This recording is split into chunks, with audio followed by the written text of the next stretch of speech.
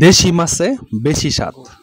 দেশি মাছ যেমন স্বাদও তেমন বেশি। তো দেখতেই পারছেন এটা আমার ফিশারি। আজকে এটা শুকাইতেছি। মূলত সকাল থেকে মোটর চালু আছে, প্রায় 4-5 ঘন্টা ধরে এখানে পানি সেচ দিতেছি, কিন্তু এখন শেষ হচ্ছে না। এই প্রায় শেষ হয়ে গেছে, মাছে অলরেডি খেলা শুরু করে দিয়েছে। আর অধীর আগ্রহে অপেক্ষায় আছি। মূলত ভাবতেছি কি পরিমাণ মাছ পাবো, সেজন্য দাঁড়িয়ে দাঁড়িয়ে দেখতেছি আর ভাবতেছি যে কি করি, মাছ কতটুকু পাই।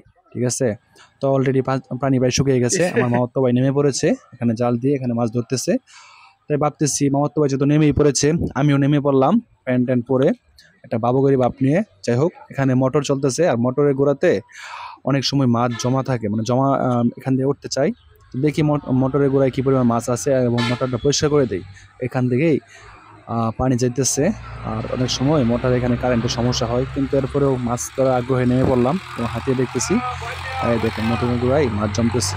ঠিক আছে, দেশি পুটি, দেশি লাল পুটি। ঠিক আছে, কপি দিয়ে রান্না করলে সেই স্বাদ। এটা হচ্ছে বিদেশি পুটি, শর্ট পুটি। এইটা কপি দিয়ে রান্না করলে সেই স্বাদ। কপি আর নতুন জাল আছে। যাই হোক, একটু হাতিয়ে দেখি, যেন পানি অনেক বেশি তাই অনেকক্ষণ হাত দিয়ে চেষ্টা করলাম মাছ ধরার জন্য, কিন্তু পানি যেহেতু বেশি তাই হাত দিয়ে ধরতে পারলাম না। বারে বারে মানে হাতের কাছ থেকে চলে যেতেছিল মাছগুলো। অনেকক্ষণ হাতাহাতি করলাম, অবশেষে একটা ছোট্ট বয়লা মাছ পেলাম। ঠিক আছে, তো দেখেন অলরেডি পানি শেষ এবং মাছে খুব ফালাফালি করতেছে।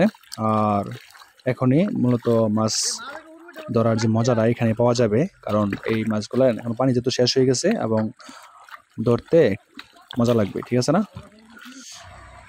তো এই যে আমার ছোট ভাই নীরবে একটা বড় কার্পো ধরলো, আমরা একটা বড় কার্পো ধরলাম আর শুরু করে দিলাম মাছ ধরা।